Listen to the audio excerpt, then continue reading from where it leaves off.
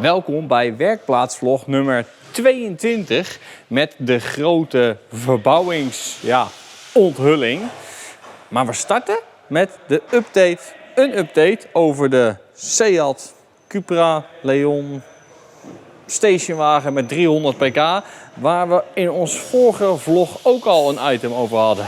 Hij is namelijk klaar en ik heb er al mee proef gereden.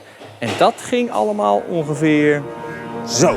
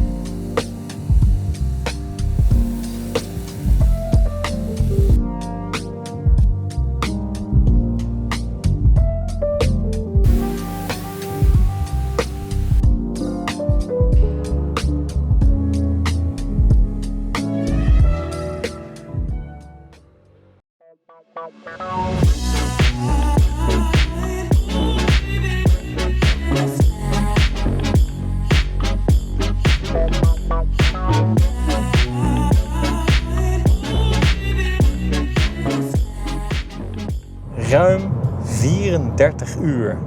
Dat is hoeveel tijd er is gesleuteld aan deze Cupra, die origineel al helemaal niet verkeerd was. Maar nu, ja, dit is echt hoe je hem hebben wil. Heel vaak krijgen we de vraag: Joep of Karek, hoe kunnen we nou wat meer beleving aan mijn auto toevoegen? En belevings-pk's, dat hoeven niet per se echte pk's te zijn. Wij noemen het belevings-pk's, maar geluid, mooi geluid, aanzuiggeluid vanuit een luchtfilter.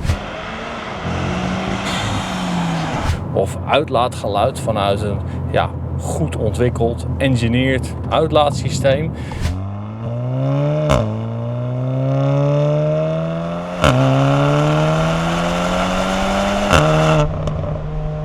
Dat kan een auto, zonder dat je hem per se sneller maakt, al heel veel leuker maken. Maar als je dan ook nog op zoek bent naar meer prestaties, en ze zijn standaard al niet slecht bij deze auto, en bereid bent om daarvoor veel aan zo'n auto te laten doen, dat zijn de klussen, dat zijn voor ons ook de kersen op de taart. En dit is er zo eentje. Man, wat een gaaf project.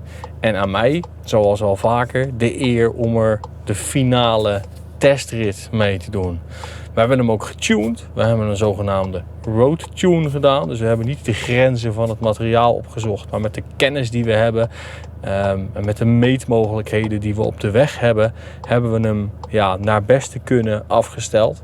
En ik kan wel zeggen dat dat tot hele aansprekende prestaties heeft geleid. Waaronder een 0 tot 100 tijd van net boven de 4 seconden. 4,01 seconden om precies te zijn.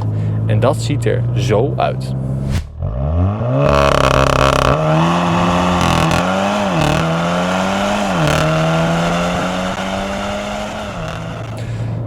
Maar die enorme potentie van 0 tot 100, die gebruik je in de dagelijkse praktijk natuurlijk niet zo vaak. Het is vooral belangrijk dat een auto 80-90% van de tijd heel lekker rijdt.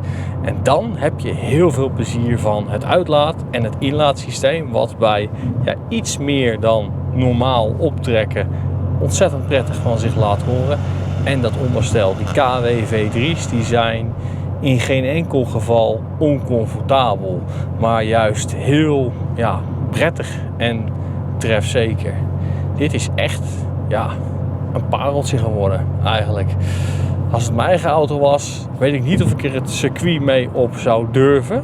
Maar naast hele aansprekende prestaties gewoon op de openbare weg, weet ik ook vrij zeker dat je hier op het circuit heel veel plezier mee kunt beleven. Maar om lol te hebben hoef je natuurlijk niet het circuit op. Zoals gezegd, op de weg kun je er ook mee lol mee hebben. Want hier en daar zijn er ook in Nederland plekken waar je zonder er de regels mee te overtreden of anderen ermee in gevaar te brengen, een stukje van het potentieel van deze auto kunt proeven. En dat is precies wat ik nu ga doen.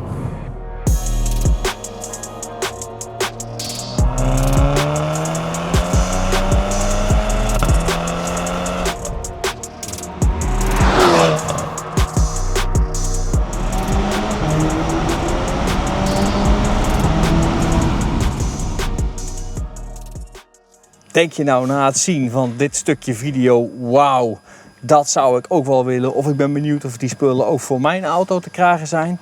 Stuur dan even een mailtje naar ons info-e-mailadres.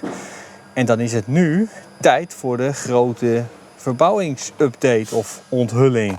Een van de grootste investeringen die ik heb gedaan sinds ik dit bedrijf heb gekocht. Kom, we gaan naar de opslaghal.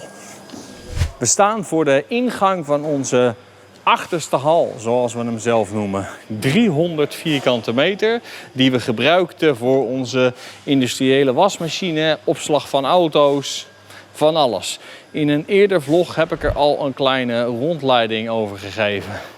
En in eerdere vlogs klaagde ik ook over het totaalgebrek aan opslagruimte wat we hadden.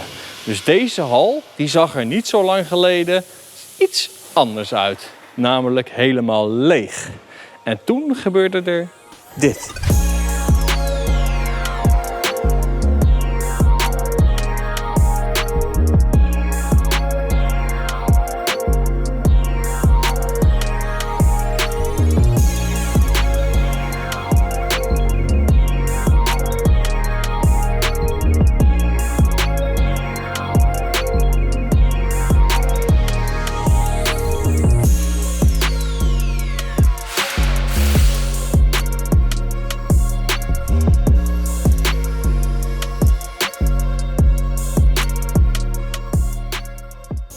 Het installeren van de entresolvloer, zoals jullie hebben gezien gebeuren, heeft ons in totaal ruim 140 vierkante meter extra ruimte opgeleverd. Alles, bijna alles wat eerst op de begane grond stond, is naar boven verplaatst en op een logische manier neergezet. We kunnen daar nu alle winter- en zomerbanden van klanten, groot ingekochte voorraad en de spullen voor het eigen personeel kwijt. Ook daar vroegen jullie naar in de comments toen ik vertelde dat personeel hier een opslagruimte van grofweg 2 vierkante meter heeft. Iedereen heeft zo'n stukje ruimte om auto-onderdelen of wat dan ook te verzamelen. En een van de vragen was, moeten de jongens daarvoor betalen? Nee, is het antwoord. Dat is een onderdeel van de secundaire arbeidsvoorwaarden. Maar naast die ruimte boven hebben we nu dus ook ruimte beneden. En daar valt wat over te vertellen. Beneden is de ontstane ruimte opgedeeld in 2 verschillende oppervlaktes. De linker en de rechterkant. Aan de linkerkant hebben we in totaal 52 legbordstellingen neer laten zetten. Die legborden bij elkaar opgeteld, bij elkaar ook weer ongeveer 140 vierkante meter plankruimte hebben opgeleverd. Dit is onze opslag voor nieuwe onderdelen. Sommige daarvan zijn al verkocht en aanbetaald en liggen te wachten totdat ze compleet zijn. Dus totdat de order, of alle onderdelen voor die order gearriveerd zijn. Op dat moment kan de auto binnenkomen om alles te installeren. En andere zijn simpelweg voorraadonderdelen die we heel groot inkopen. Maar de echte primeur, die zit aan de andere kant. Deze ruimte is nu nog een iets wat rommelige opslagruimte. Maar eind van deze maand komen er sandwichpanelen binnen in antraciet grijs, waarmee we de volledige ruimte, of eigenlijk zo, gaan inkapselen. Dan komt er goede verlichting in en wordt dit ingericht als onze autopoets- en detailruimte. Dat is een dienst die we nu nog niet of maar zeer beperkt aanbieden, maar waar we al maandenlang aan het ontwikkelen zijn. En het moment dat die dienst actief is, daarvoor moet je onze socials en website in de gaten houden, want dat wordt uiteraard op een feestelijke manier gelanceerd. En hierboven staat dus alles wat eerst beneden stond. Als je goed hebt opgelet en je volgt ook ons Carrec Clips kanaal, zag je me in de video over de verschillende soorten schokdempers van KW, ST en Koni die uitleg al geven in een voor jullie nog onbekende ruimte. En dat was dus hierboven. De vlog van vandaag is door totaal tijdgebrek en drukte korter dan jullie van ons gewend zijn. Dus vond je hem alsnog leuk en ben je nog niet op ons kanaal geabonneerd? Doe dat dan vooral. De volgende keer gaan we proberen om er iets meer tijd aan te besteden en dus ook meer content in te stoppen. Dankjewel voor het kijken.